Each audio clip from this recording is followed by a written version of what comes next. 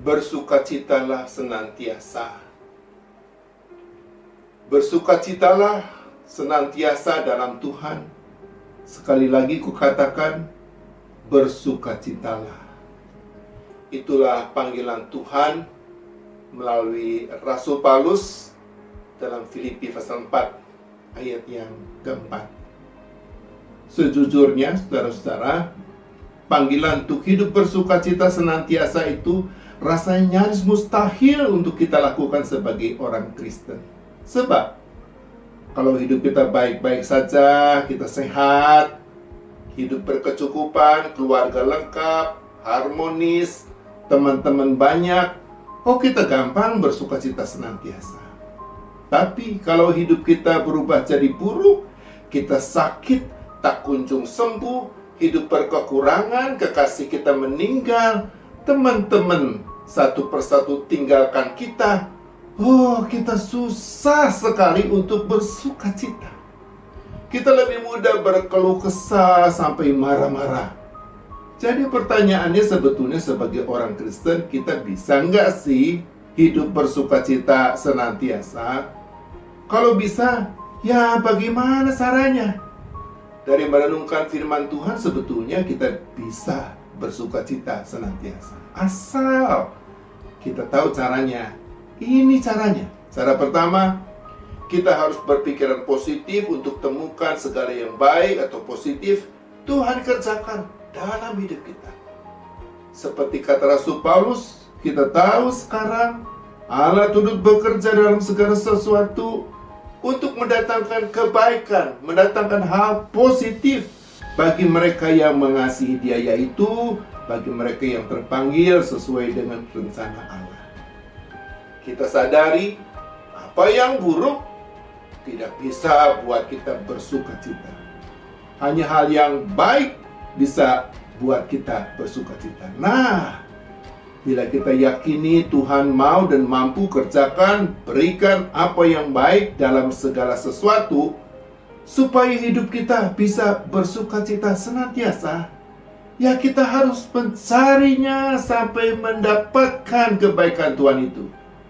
Dalam pencarian itu kita bisa perlu waktu, perlu kesabaran, ketekunan, tapi yakinlah kita pasti akan mendapatkan kebaikan Tuhan itu pada akhirnya. Dan sekali kita mendapatkan kebaikan Tuhan itu, hati kita akan dipenuhi dengan sukacita. Kebaikan Tuhan tentu bisa macam-macam ya. Bisa berupa hikmat, bisa pencerahan, bisa petunjuk jalan ke arah masa depan yang lebih baik, bisa pertolongan mujizatnya yang tak terbayangkan sebelumnya dan lain sebagainya. Pikiran kita yang positif juga bisa permudah kita untuk temukan apa yang baik, yang positif Tuhan kerjakan dalam segala hal, utamanya dalam segala hal yang buruk. Sebaliknya, pikiran kita yang negatif justru akan persulit kita untuk temukan apa yang baik atau yang positif Tuhan kerjakan dalam segala hal. Sebab Tuhan kan tidak pernah kerjakan yang buruk. Contoh, apa yang baik atau yang positif Tuhan kerjakan dalam hal yang buruk. Tidak ada yang bilang masa pandemi COVID-19 itu baik, buruk. Tapi lihat apa yang baik Tuhan kerjakan. Pada masa pandemi ini, kita jadi tahu dan bisa hidup lebih sehat. Sehingga ke depan, hidup kita bisa lebih panjang, juga bisa lebih berbahagia. Pada masa pandemi ini, Tuhan kerjakan yang baik yang lain, kita jadi tahu dan bisa kuasai kecanggihan HP untuk berkomunikasi. Sehingga kita jadi gak gampang kesepian dalam hidup kita. Kita bisa telepon teman-teman kita, sanak famili kita. Kalau lagi sendirian kita bisa nonton video yang lucu-lucu sampai kita ketawa sendirian. Kita nggak gampang kesepian. Pada masa pandemi COVID-19 ini juga Tuhan kerjakan yang baik, kreativitas dan bakat kita jadi berkembang.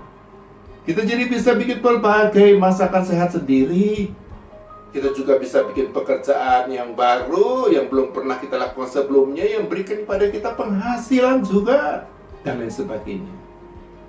Cara kedua, kita harus dengan tekun cari, temukan, dan taati kehendaknya yang selalu baik dalam hidup kita. Dan kalau selalu baik, juga selalu bisa buat hidup kita bersukacita. Seperti kata Rasul Paulus, bersukacitalah senantiasa dalam Tuhan. Artinya, kita hanya bisa bersukacita senantiasa dalam Tuhan, bukan di luar Tuhan. Dalam Tuhan itu sama artinya dengan di dalam kehendak Tuhan. Sebab di luar Tuhan itu sama artinya dengan di luar kehendak Tuhan, yaitu dalam kehendak kedagingan kita manusia sendiri yang salah dan dosa. Singkatnya, kita hanya bisa bersukacita senantiasa bila kita tahu, lakukan dengan tekun kehendak Tuhan yang selalu baik. Utamanya, kehendak Tuhan yang inginkan kita juga jaga hati kita tetap positif, tidak negatif.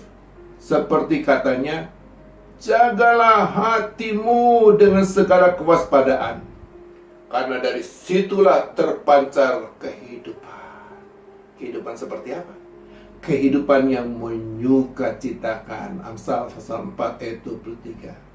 Karena Tuhan itu selalu lihat hati kita, lebih daripada lihat segala yang lainnya. Biarlah kita jaga hati kita ini tetap positif. Jangan pernah jadi negatif. Jangan biarkan dalam hati kita ada segala yang negatif, yang salah, yang hina, yang pahit, yang jahat. Segala yang negatif tak bisa buat hati kita bersukacita senantiasa. Biarlah dalam hati kita hanya ada segala yang positif, yang benar, yang mulia, yang manis, yang bajik. Sebab hanya segala yang positif bisa buat hati kita bersukacita senantiasa. Contohnya supaya bisa bersukacita senantiasa. Bila ada iri dan dengki dalam hati kita, bertobatlah. Ubahlah dengan suka dan cinta. Maka kita jadi bisa bersukacita senantiasa. Bila ada dendam dan kepahitan dalam hati kita, ampuni pelakunya, biarpun susah, dengan setulus hati, sehingga selanjutnya ada kelegaan dan damai dalam hati kita yang bisa buat kita bersukacita senantiasa. Ya, asal mau selalu berpikiran yang positif dan jaga hati kita juga tetap positif. Setiap orang di antara kita pasti bisa hidup bersukacita senantiasa. Amin.